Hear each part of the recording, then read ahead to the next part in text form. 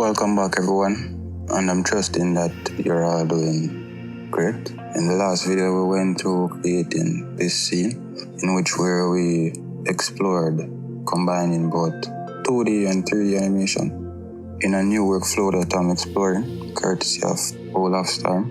And for this video I'm going to show you guys how this was done. A completely different look from what you guys saw in the last video, and I achieved this by utilizing some very useful tools in After Effects.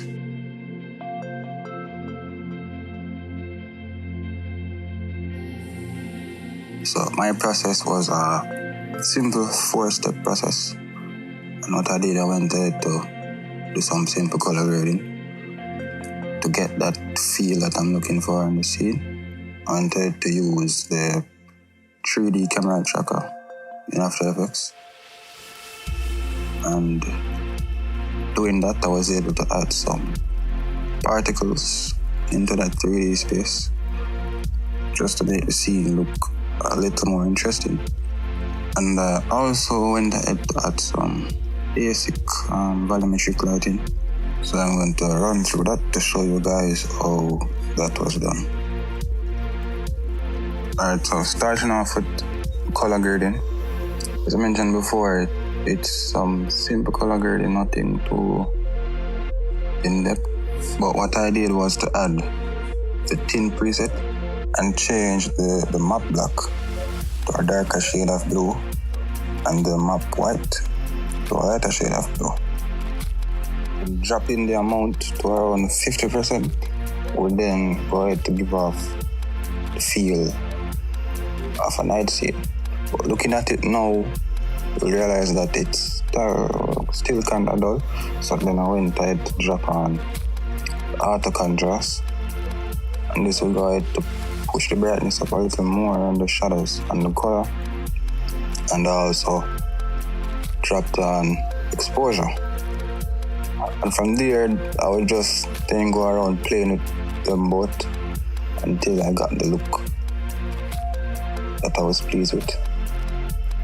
And so I mentioned that I would just be doing some simple color grading in After Effects, but after the scene was completed and exported, I went ahead to import it in DaVinci Resolve to do some more in-depth and color grading and color correction somewhat.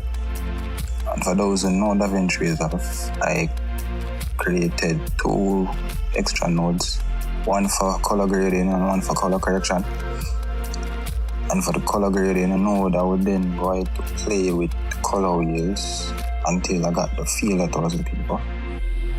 And for the color correction node, I used that to play with more like the shadow, to brighten or darken the scene, and to play with the temperature to make the scene whether cooler or warmer, to fit the feel of it being a night scene. And so after completed with the color grading, I then went ahead to track the scene with the 3D camera tracker. And you can find that simply by typing it in the Effects and Presets tab. And I will then pull that preset onto the major scene itself, and you'll give it some time to process and analyze the camera movement and the scene. And you'll get some points like this. And these are the points that allow you to maybe add objects into your scene that would follow the camera movement and so on. And I will go more in depth into that when dealing with the particles. But something to mention is that after tracking the scene, I got this banner, and I came to realize that it's because there isn't anything really for After Effects to track. So I thought that it would maybe go away after rendering the scene, but as you can see, it is still there. So my simple solution for that was to just cut that first section of the scene so that it would be on its own layer, and then I would only track everything else leading up to the end. And the reason why I cut this small section is because I wanted to extend the length of the scene without stretching it. Alright, so on to adding the light. It is very much simple. And what I did here now was to add solid, and then stretch it to take up the entire frame, because this would represent how far the light would shine. Yeah, so after doing that now, I will then mask out section of the window where I know the light would shine through. Now in the effects and presets tab now, I would search for the effect radial fast blur and add that onto the solid. You get these options. So for zoom, you would change that to brightest. The amount, you would turn that all the way up. And now you would play with the center. Now the center would be the position of the light. So moving it around, you'll be able to change the direction of where you'd like the light to shine. So from there, I would just go ahead to tweak it and play with the center until it was supporting the vision that I had for the scene itself.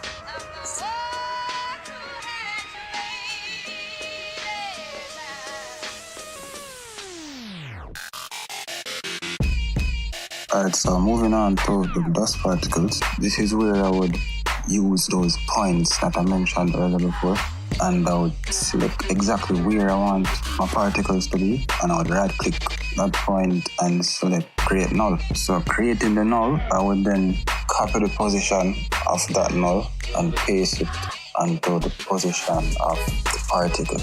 So just for you guys to see, these are the particles that I'll be using for the scene. And for me, what I did was to place them in different areas of the scene.